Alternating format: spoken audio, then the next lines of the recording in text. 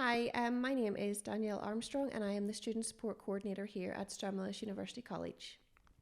Hi everyone, I'm Andrew and I'm a final year BEd primary student here at Stranmillis. Andrew has very kindly agreed to sit down with me today and have a candid conversation, as we've called them, which is an opportunity for students here at Stranmillis to sit down and talk to us about how they're feeling, what's been going on, whether it's now or whether it's in the past, and it's all about chatting about your mental health. What we want to do is to help you, our students, understand that no matter what you're feeling or when you're feeling it, that we are here and we have many different support systems in place to help you if you need them. Yeah, so in June 2019 I was taking my A-levels. Throughout school I was always very focused on my academic life. I placed a lot of my worth in my academic achievements, and that came with a lot of pressure. I was working a lot to achieve high grades, and if I was getting those A stars, then everything was fine. I was doing well. And, thankfully throughout school, because of, as I said, I was working hard, doing the work behind the scenes, that then I got the results most of the time that I wanted to. However, as Danielle has sort of already hinted at, I hit a bit of a brick wall later on in my academic career. So yes, June 2019, I took my A-levels, and then that summer I got my results, and I had applied for Durham University to study politics, philosophy and economics. That was my dream course, my dream uni, or so I thought. And I needed 1 A star and 2 A's to get into that course. And in August of 2019, I was sitting at my laptop just before 8 o'clock in the morning. I remember it vividly in my bedroom at the laptop, and mum and dad, they were on the other side of the door waiting for the signal to come in, to receive whatever news it was. Mm-hmm. And I got on the website and I logged in to see it, and my results were 2 A stars and an A. Okay. So first of all, I was, my first thought inwardly was I was only 4 marks off that other A star. Yeah. Mm-hmm. And that just comes from that pressure that had just been embedded and that I'd conditioned myself sort of to think that way. But anyway, I got over that quite quickly and was so happy about what I'd achieved, because I was now going, as I said, to something that I thought was my dream course and my dream uni across the water. So then, yes, a few weeks later, I was on a plane and I was studying at St Cuthbert's College, or St Cuthbert's Society rather, in Durham, because Durham, it's kind of set up the way Stranmillis is a college of queens. Yeah. Durham is all split up into colleges, and I absolutely loved the university life there. I settled in very quickly. I was a bit nervous actually about living abroad, but I was sort of going on the thought that the course would be everything that I wanted it to be. Loved university life. The people around me, had similar interests. I was joining clubs and societies. I had got stuck into a local church there. I was going to see you. I was doing all the things that I'd expected to do, and was very, very happy in those first few weeks. Unfortunately then, as we started to get through the weeks of the semester, I just really wasn't enjoying what I was doing. It was sort of like taking 3 degrees in once, to be honest. Politics, philosophy and economics. I loved the politics. That was what drew me to that course in the first place. But philosophy, far too abstract. I remember one seminar, they were talking about time being like a salami or something. It just wasn't for me. And economics, hadn't studied that before. And it was just, I just felt that pressure coming at me from all angles. And I thought, how am I going to do this for 3 years? I couldn't see it, to be honest. But I kept going. I didn't want to stop or just give up, because I'd never done that before. In anything to do with academics, I'd always saw through to the end everything that I had taken up. So I passed now I look back on it, maybe with hindsight, I could have just gone straight politics and sort of cut off the other two. But at that time, there was no telling me that. There really wasn't. So I kept going past the point where I could change to something else, and I was really getting to be miserable. loving everything else that was going on around me, but hating what I was actually there for. Yeah. And I came to the conclusion that there was nothing was going to be worth it if that's how I was feeling about the course and the pressure that was putting me under. So for someone who had put so much of their value into their academic achievement, I dropped out of university, and that was it was tough. I came back home, and to be honest with you, Danielle, I didn't get out of my bed for a week. Like, I was totally distraught. I thought that was it. I thought that my hope of any prospects that I thought I might have had were dashed in the click of an email. However, I moped about for a bit and processed all of that, and then eventually, sort of after maybe about a month or so, I started to become more like myself again and realize that this, it's not the end of the world. Or I was still going through that process, but started to realize that. And my mum said to me, she said, Andrew, you've got the rest of this year now. You can just do whatever you want to do. Mm-hmm. Just, you have the freedom to do something you'll never get the opportunity to do again. So I decided to apply for a TV show. Okay. Because that's something I always thought I would like to do, and I was free to do it. And for students, I'm not shy about talking about this, so they might know what's coming next. I was a contestant on ITV's Tipping Point. Wow. Okay. And that was filmed shortly after I dropped out over in Bristol. Mm-hmm. And that was a great experience. And to be honest, it was a real turning point for me in giving me my confidence back, because I did end up winning that episode. Mm-hmm. And it was a big opportunity that wouldn't have happened if I hadn't have dropped out. When I look back, and I'm thankful for that opportunity now. But that was just the start, really. And from there, then one thing led to another, and I applied to be here at Stranmillis.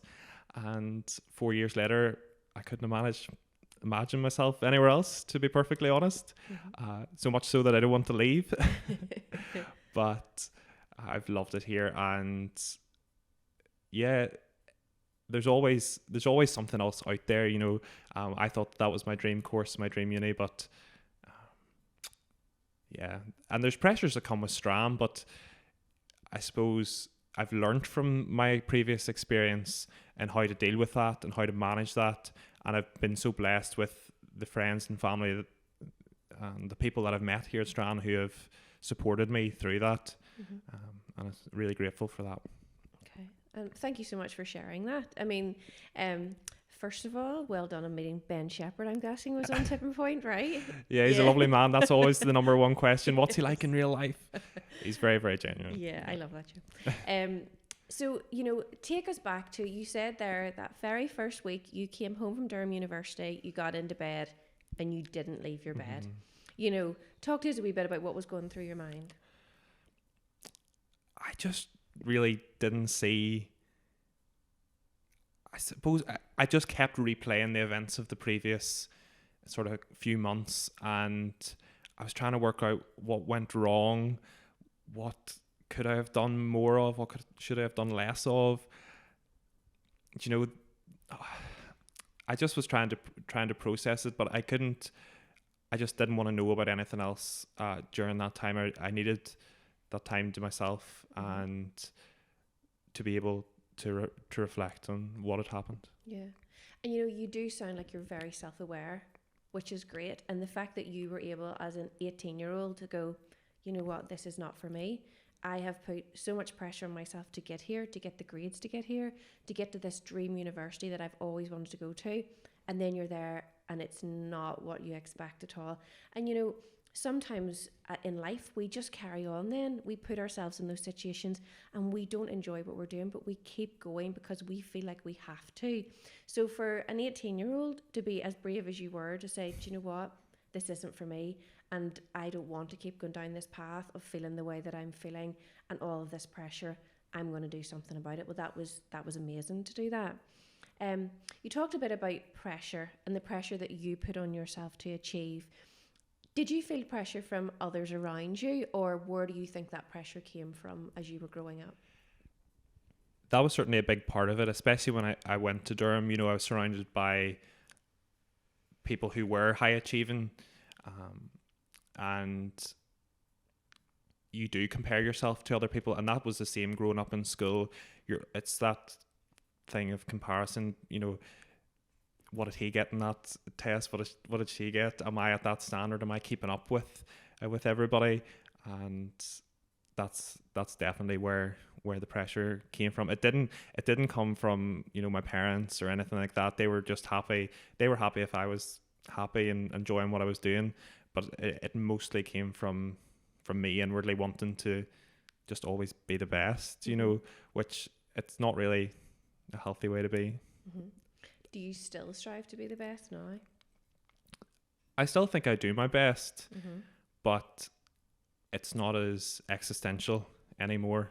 Do you know, I can get a I can get a grade that I'm not maybe as happy with as some others, but that doesn't affect me, you know, deep down the way it maybe did before.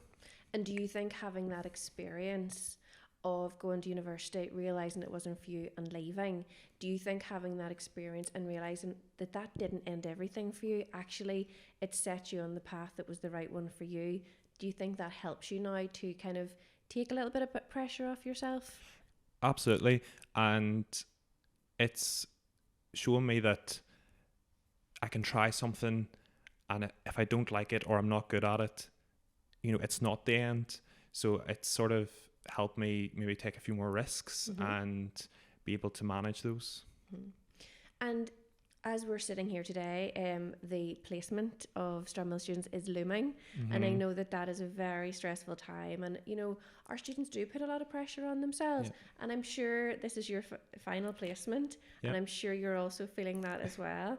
You know, what do you do before you go on placement to help yourself to not feel so stressed and to not put so much pressure on yourself? It's a tough one because you do get yourself very stressed, and I suppose, you know, one of the things that I always remember is that there are people there to support you, your class teacher, you know, other teachers in your school, your placement tutor, you know, your friends. People are there for you to bounce off, and you know, it's always good to talk. It's always good to talk, even if you're not even talking about things specifically, you know, about content, but just generally about placement. You know that everyone's in the same boat, and everyone's going through the same struggles, and that really does help me to know that I'm not on my own, and we're all getting through this together. Yeah. Because that's the only way you can do it. Absolutely. And I think that's really important too. You know, there's been students who've said, you know, I don't see anybody during my placement. I don't see my family. I don't see friends. You know, I just go to school, come home. I'm in my room all night doing work for the next day, you know, and it's really unhealthy, and that can add to the pressure as well. Do you do anything during your placement to look after yourself and to make sure that, you know, your mental health stays okay? Yeah, so I definitely try and keep in touch with as many people as possible, because I go home for my placement. So I'm not in Belfast. I'm not surrounded by people a lot during those 7 weeks. But no, I keep in contact with people. I always make time for a bit of exercise outside, even just a walk, something that's different from teaching or planning lessons. It's just something small every day, and that helps keep me balanced. And it's going to be good. Hopefully, I'm part of the Students' Union this year. I'm the academic secretary, and we're hoping that there will be opportunities for students to come together through those 7 weeks that are living here in Halls or in the surrounding area, because it is important. Even though we've got a lot of work to do, as you say, we need to take time for ourselves and create that space. Yeah, because when you do go out, when you do graduate and you go into the world of work, you know, you still have your life around you that you need to keep going with. And if we, or your students yourselves, if you isolate yourself, it can make your mental health suffer quite a bit as well. So I think it's amazing that Student Union are going to try to put together some things during those 7 weeks as well. So I had said there as well that you're very self-aware, which is great. Would there be signs that you would know would appear in yourself, or that you would start to see, that you would start to go, oh, hold on a wee minute, I do need to start reaching out to friends, or oh, hold on a minute, I'm feeling myself deteriorating a little bit here? What would those signs be? I would say whenever my mind just becomes so full of information that I can't concentrate on what I'm trying to do next. I'm writing a lesson plan and I know what I want to get, but I just don't have the mental capacity to do it. I know that that's the point when I need to just stop, take a breather, and come back to it with a fresh set of eyes, especially working late at night, because unfortunately a lot of students, like a lot of my friends, like because of the pressures of placement, they're working quite late into the night, and on occasions where I've had to do that myself, you just get to a point of saturation, and you look at something then the next day, and once you've had a good night's sleep, it becomes so much easier. So it's sort of just recognizing when your cutoff is, and knowing I just need to stop, even if it's for the next day, you just have to go for it. And because the sleep that you get and the rest will be far more beneficial then later down the line, because otherwise it can just lead to burnout. Yeah, absolutely. And a few things that you've said there so far are that because you're not in Belfast, you're back at home, but you do try to connect with your friends and meet up if you possibly can. Sleep, it is so important. We cannot function without our sleep, but these are the things that we know, as a student, you just don't get enough of, because you're putting so much pressure on yourself. But then you do burn out, and we don't want that, essentially. Other things that you mentioned before were things like getting support from your lecturers and support within Stranmillis. What would you say to that? Are there certain people within Stranmillis that you feel like as a student, you or your other student peers could reach out to if they need support? Yeah, I would say I've been very fortunate with the tutors that I've had. Like all tutors at Stranmillis, they're all former teachers themselves. They know what it's like, and particularly for us as student teachers, there's extra workload. So they are happy to support us in any questions that I've had, or any queries. They're always available, and sometimes even answering you well past business hours, which is not good for them either. It's all about balance. But I would encourage all students to reach out to their lecturers, but also the Students' Union. As I've said, I'm part of that this year. We are here for students. Matthew, the president, this is his full-time job, is to make sure that students feel supported, and the rest of the team as well are here if anybody needs that. And I would really encourage people to just come down and have a chat with us. I know it's not easy the first time, especially if you're maybe not familiar with us, but we're a likable bunch, I hope. So you're always welcome. Yeah. And I suppose we're going to start wrapping up, but for you, having experienced that, going to university that's not for you, and all of that pressure that you've openly said you've put on yourself throughout your whole your school and at university, could you leave us with 3 things that you would say to our students if they're feeling down, or they're feeling like what they're doing is not sitting well with them, or if they're feeling like they are so under pressure by themselves or from other people around them? Could you leave us with 3 key things that you would tell them to do? Okay. Number 1 probably sounds quite basic, but it's probably the most essential. Talk to somebody. That is key. It's that old saying, a problem shared, a problem halved. Yeah. And it is true. 2, then I would say, if you're feeling under pressure, just remove yourself from that situation for a while. Do something that you enjoy for a time, just to get you in the right headspace to then come back to whatever it is that you need to do.